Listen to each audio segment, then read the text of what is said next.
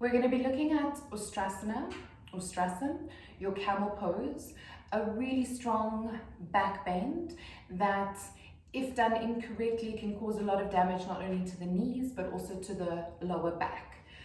We're more familiar with the progressions of teaching with the toes tucked under to be slightly easier. Please don't attempt these unless you've had a proper warm-up. Starting with toes tucked under, sitting back onto the heels, okay? Very much like our toe stretch that we did in the beginning. Inhale, lifting up, okay? From here, we're taught to take the finger placement behind, squeezing into the elbows, pushing the hips forward, dropping the head behind the body. Good.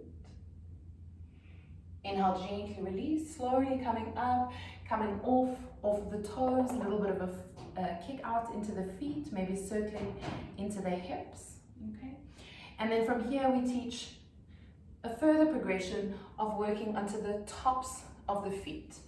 Same setup again, fingertips to the small of the back, squeezing the elbows, pressing the hips forward, dropping the head behind if that feels comfortable.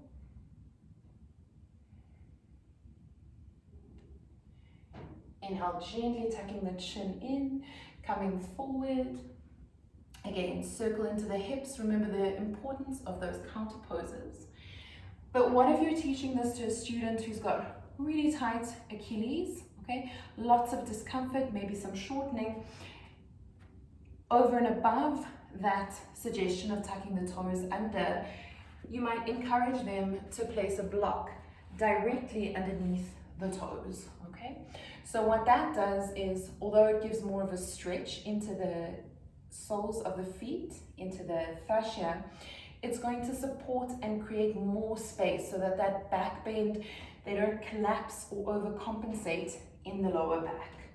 So try it out, grabbing the block, tucking the toes under, pressing up, okay? Like we were describing, squeezing the elbows together. And now if I wanted to suggest adding that layering of the arms, my heels are suddenly much closer to my body, okay? To reach forward, to extend, and to be much more comfortable in the pose. Tucking the chin in, support for the lower back as you come out. Coming forward, a little bit of a kick. And again, you might want to try that progression because it's going to do the same thing. The heels are that little bit closer towards the body when you come into your full Ustrasana pose. That's how we want you to think. Don't disconnect from the feet in the different postures. Think of how giving a bit of extra height, taking away the height, affects literally like the song, ankle bone connected to the knee bone, connected to the hip bone, to the lower back.